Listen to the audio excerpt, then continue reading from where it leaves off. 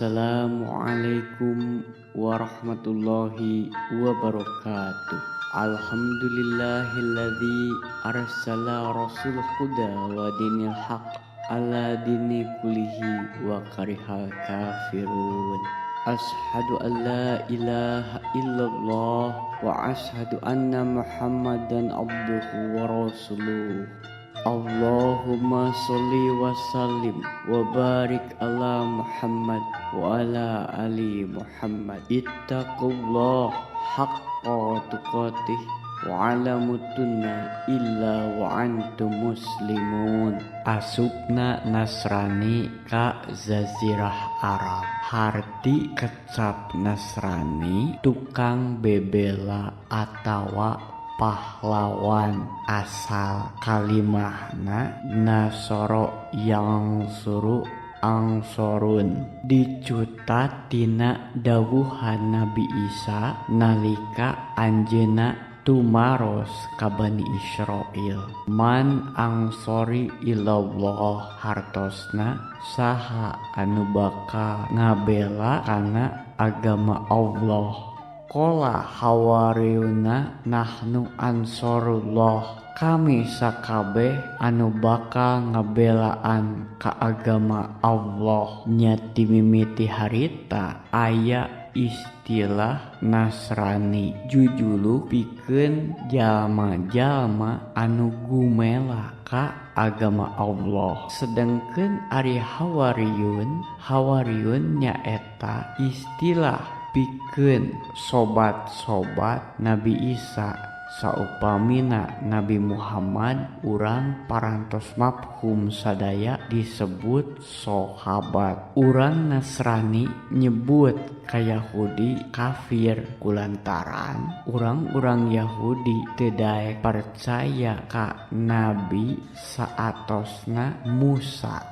Jadi anu dipercaya ku urang Yahudi mah ti Nabi Musa tug dugi ka Nabi Adam. Pon kitu deui urang Islam nyebut Nasrani sareng ka Yahudi kafir kulantaran Nasrani jeung Yahudi teu daekeun iman kana risalah anu ku Kanjeng Nabi Muhammad sallallahu alaihi wasallam diajarkeun. Kulantaran aya keneh nabi sareng rasul saatosna Musa diutus, tapi maranehanana teu daek wae percaya kana ajaran nabi-nabi saatos Nabi Musa. Nya muncul weh istilah kafir anu ku urang ayeuna digunakeun khusus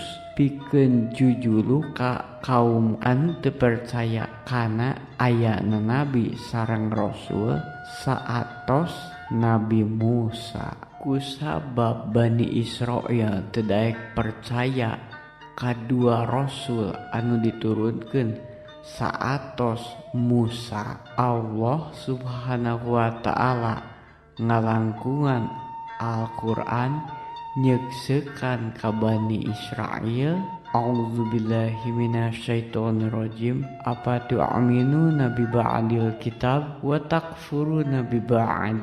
Hartosna naha maraneh iman kana sabagian kitab jeung ingkar kana sabagian anu sejen. Ieu mangrupakeun hal anu kacida dariana. Dugi ka ulama tafsir netelakeun sing saha jalma kaum muslimin muslimat anu coba-coba pipilih kana dawuhan Allah Subhanahu wa taala anu didugikeun ngalangkungan Al-Qur'an, mangka eta jalma taya bedana jeung kafir Yahudi atawa kafir Nasrani. Kusabab anu ngaranna iman kana ajaran Kanjeng Nabi Muhammad Rasulullah sallallahu alaihi wasallam teu kengeng satengah-satengah. Kayakinan hate es tuning kedah buleud ulah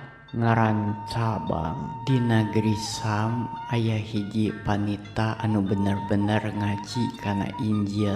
Inyana boga ngaran Finion. Ku suhud-suhudna neuleman eusining kitab Injil nya Finion boga rarancang pikeun nyebarkeun agama Nasrani ka negeri Yaman. Anu ceuk pamikir Finion harita Yaman masih keneh ngagem agama Yahudi. Antukna dina hiji mangsa Finion miang pamaksudan erek mangkat ka negeri Yaman. Di tengah jalan nalika Finion miang bebarengan jeung kafilah dagang di negeri Sam ngadegdeg ka Yaman, rombongan kafilah teh dicegat ku rampog-rampog anu antukna patelak antara rampog jeung kafilah nepi ka rombongan kafilah anu diiluan ku Finion bobor karahayuan sarta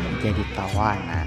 Akhirna Finion dijadikeun budak dijual belikeun ka negeri Najran. Tapi sok sanajan aya cobaan siga kitu, Finion teu ngurangan sumangetna pikeun nyebarkeun agama Nasrani ka negeri Yaman. Inyana tumamprak kana kadar sarta ti poe ka poe tetep pengkuh kana agama Nasrani anu diagemna. Tingkah laku Finion dina mangsa keur jadi budak kacida kapakena ku anu jadi dunungan Finion. Kocap dina hiji mangsa dunungan Finion anu ngagem agama kepercayaan ngerasa hemang dumeh inyana ningali di kamar Finion estuning huru ngempur siga kacaangan kulantera anu kacida lobana. Padahal sanyaho manehna di kamar Finion ngan ukur aya cempor leutik anu biasa dipake nyaangan ari ibadah. Naon eta anu kurung di kamar Finion nya. Moal kitu ku hayang manehna ngadoa ka sasemahanana, tapi urang cobaan wae. Urang katrok pantona. Sugan Finion bisa mere keterangan anu cinak ngeunaan naon-naon anu kajadian. Finion, coba buka tulakna. Ieu kami aya perlu. Oh juragan sun mangga lebet juragan kelarasan pantonah teu dikunci. Tetalangke dunungan Finion ngadorongkeun panto sarta sup asup ka jero kamar Finion. Hatur punten juragan, asa kuraruas aya pikir sawe naon manawi kerasa rumpaheun ka kamar abdi. Ieu eta Finion. Kami ngabdirengeh ayat cahaya kuru ngempur di jero kamar anjeun nalika tadi anjeun keur ngalakonan ibadah ngadoa ka sesembahan anjeun. Kami jadi penasaran, cik terangkeun nah agama naon anu ku anjeun diagem. Ceuk dunungan Finion kacida dariana. Pok Finion ngamimitian cumarita. Abdi ngagem agama Nasrani, agama profetis, agama anu dilungsurkeun di langit ngalangkungan nabi. Aya nabi teh utusan ti Allah pikeun ngadugikeun parentah. Agama Nasrani gaduh nabi, kusakumna umat Nasrani dipercaya jeung diagungkeun. Wastana eta nabi Kanjeng Nabi Isa. Ciri na agama profetis ngagaduhan kitab suci mangrupakeun padoman dina raraga ngajalankeun agama. Eta kitab suci disebat Injil. Anu saterusna barabat Finion nyaritakeun sagala hal ngeunaan agama Nasrani. Ditetek da aya nu kaliwat tug nepi ka bubuk leutikna. Pamustunganana Finion tanya ka dununganana ngeunaan pamadegan naha daek atawa henteu pikeun pindah agama ngagem agama Nasrani. Tah sagala rupina ku abdi parantos didongengkeun. Kantun ayeuna juragan naha kinten-kinten iraha juragan bade ngawitan ngalih ti ageman luluhur ka agama Nasrani.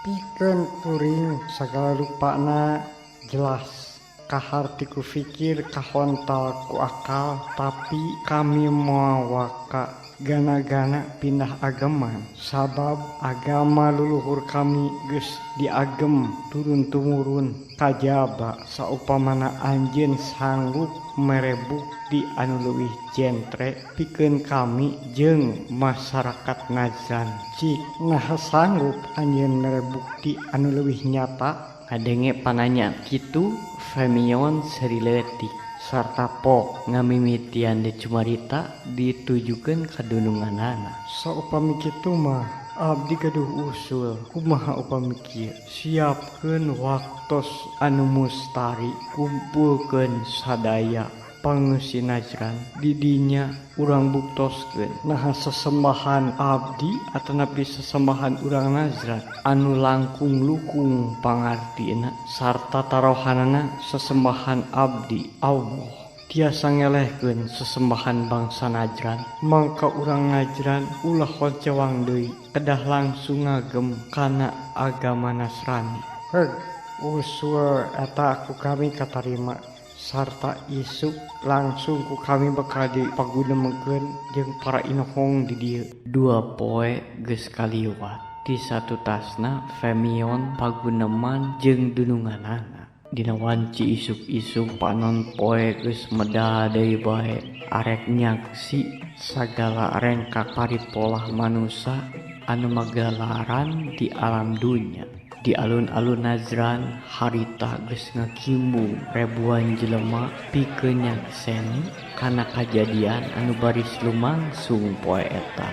Sabab tokoh-tokoh Najran geus nyebarkeun bewara yen dina poe eta baris diayakeun ngadu sesembahan antara sesembahan Femion jeung agama anu dianutna ngalawan sesembahan bangsa Najran agama karukun anu boga simbol tangkal kecida gedena anu geus disembah ratusan tahun sanes tepi kana wanci anu ditangtukeun salah saurang tokoh masyarakat anu kapeto pikeun jadi wawakil ngamimitian biantara pikeun sakumna masyarakat Najran regepkeun ku sararea urang sakabeh ngariung di dieu lain ukur lantung tambuh laku lampah tanpa seja tapi ngandung paniatan pikeun nyakseni ngadu jajaten antara sesembahan Femion Allah jeung agama Nasrani ngalawan kadigjayaan sesembahan urang agama karuhun anu disimbulkeun ku tangkal gede. Dina hal ieu saupamana Femion jeung sesembahanna eleh maka Femion siap keur dicacak di walang-walang diduruk dina balai sigala-gala. Tapi sabalikna lamun sesembahan Femion anu meunang sarta karuhun urang anu biasa disembah ngaliwatan tangkal anu gede eleh mangka dina poe ieu keneh sakumna rakyat Najran urang pindah ngagem ka agama anu dibawa ku Femion nyaeta agama Nasrani. Sesembahan urang lain karuhun tapi sesembahan urang Allah. Kuring miharep kabeh pangeusi Najran sapu kana ieu kacinekan gur sakumna rakyat anu aya di dinya surat amal-amalan kolot budak emprah kacida pisan tarikeun jap tah sagala rupana geus jelas ayeuna urang mimitian saraksi ku salarea ulah nepikeun ka aya anu cileureun harita ribuan pasang mata mencrong ka Femion anu didiukeun dina papanggungan nying hareup ka tangkal gede anu baris jadi lawan. Sok Femion nah geus siap pikeun dimimitian Siap kawulanon. Rep Femion sidakep sinuku tunggal meremkeun panona mepet panca indra pikiran dipusirkeun manteng pageuh ka kersana Allah Subhanahu wa taala pikeun ngayakinkeun urang Nazran kana agama Nasrani.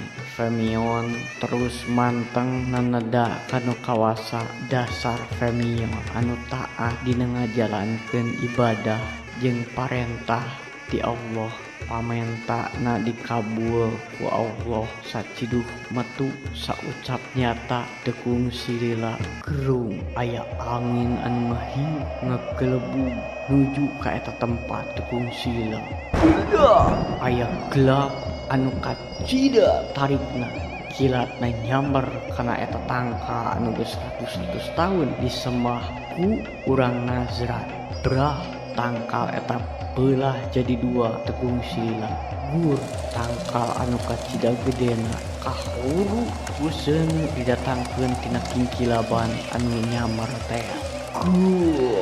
Masyarakat Nazran surah amal-amalan sarta harita keneh sakumna masyarakat Nazran pindah ageman asup jadi nganut agama Nasrani. 5 tahun lumakuna waktu tisaprak Femion mimiti nyebarkeun agama Nasrani di Nazran. Harita geus loba pisan panita-panita ngora anu siap nuluykeun tapak lacak Femion dina nyebarkeun agama Nasrani. Nincak tahun ke-7 Femion tutup umur. Manehna boga cita-cita pikeun mangkat ka Yaman anu can bisa kasorang. Nya cita-cita eta pisan salawasna sok diamanatkeun ka sakabeh murid-muridna di sela-sela manehanana eukeur nurunkeun kanyahona di bidang agama. Guaran dina waktos ayeuna urang cekapkeun sakieu heula mugi bae sasiereun sabeunyereun sing aya pulunganana khusus kanggo emang umum kanggo palawargi anu parantos nyimetan ieu rekaman ti awal dugi ka akhir. Urang teuneun dihandelem hieum tuna dihanyuang siang paranti nyokot ninggalkeun mangsa datang samper deui bobot sapanon carang sapakan ngeda agung cukup lumur jembar hapunten Robbi tu billahi robba wabil islami dina wabil muhammadin nabiyan wa rasulah. Rabbana atina fid dunya hasanah wa fil akhirati hasanah wa qina adzabannar. Wassalamu alaikum warahmatullahi wabarakatuh.